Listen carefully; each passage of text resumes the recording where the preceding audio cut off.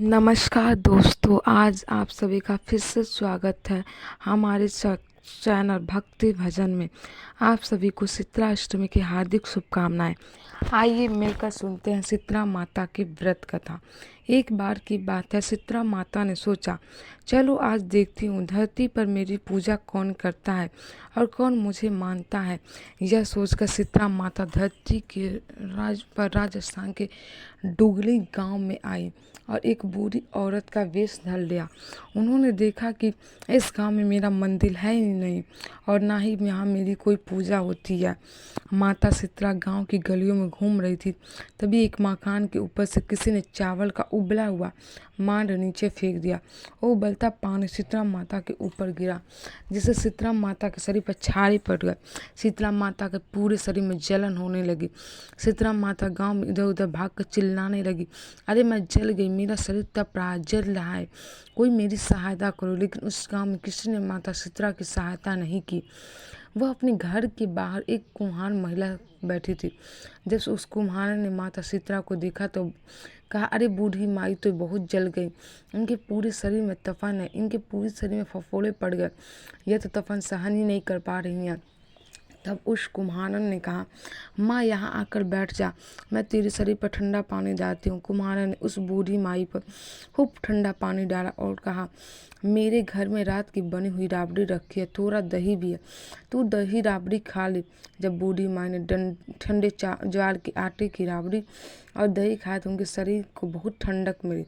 तब उस कुम्हार महिला ने कहा, माँ यहाँ बैठ जा, तेरे सिर के बाल बहुत बिखरे हुए हैं, ला मैं तेरी चोटी गुथ देती हूँ। और कुम्हारन ने माई की चोटी गुथने करी। जैसे ही बालों में कंघी करी, अचानक कुम्हारन की नज़र उन बूढ़ी माई के सिर के पीछे पड़ी। कुम्हारन ने देखा कि एक आंख बालों के पीछे अंदर छुपी है। यह देखकर वह डर से मारे घबरा कर भागने लगी। तब उस बूढ़ी माई ने कहा, अरे रुक जा बेटी, डर मत, मैं कोई भूत प्रेत नहीं हूँ, मैं शीतला देवी हूँ।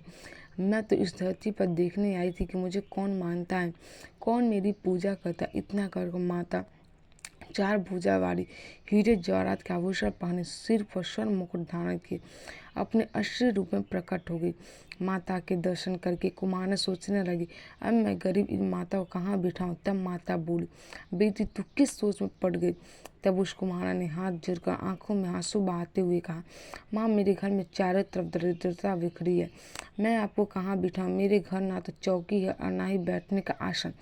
तब माता शीतला ने प्रसन्न होकर उस कुम्हार के घर पर खड़े हुए गधे पर बैठकर एक हाथ में झाड़ू, दूसरे हाथ में डलिया लेकर उस कुम्हार के घर की दरिद्रता को झाड़कर डलिया में फेंक फेंक दिया और उस कुम्हारन से कहा, हे बेटी, मैं तेरी सच्ची भक्ति से प्रसन्न हूँ, अब तुझे जो चाहिए मुझसे मांग ले।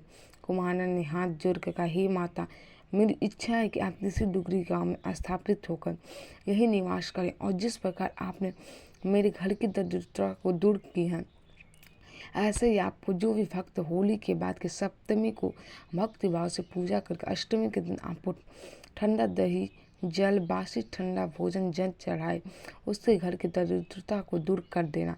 आपकी पूजा करने वाली महिला का अखंड सुहाग रखना, उसकी गोद हमेशा भरी रखना। साथ ही जो पुरुष शीतला अष्टमी को नाई के यहाँ बाल ना कटवाए, धोबी को कपड़े धुलने ना दे और पुरुष भी आप पर ठंडा जल चढ़ाकर नारियल फूल चढ़ाकर परिवार से ठंडा बासी भोजन करे, उसके काम धंधे और व्यापार में कभी दरिद्रता ना आए। तब माता बोली, तथास्तु, हे बेटी, जो तूने वरदान मांगे मैं सब तुझे देती हूँ।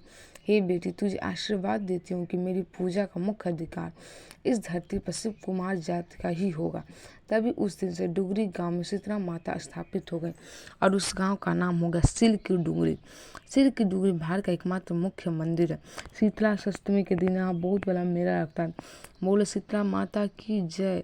आप सभी पर शीतला माता की कृपा हमेशा बनी रहे। तो यह थी शीतला अष्टमी की व्रत कथा। आपको यह कथा कैसी लगी कमेंट करके ज़रूर बताएं और ऐसी कथा को पाने के लिए हमारे चैनल को सब्सक्राइब करें।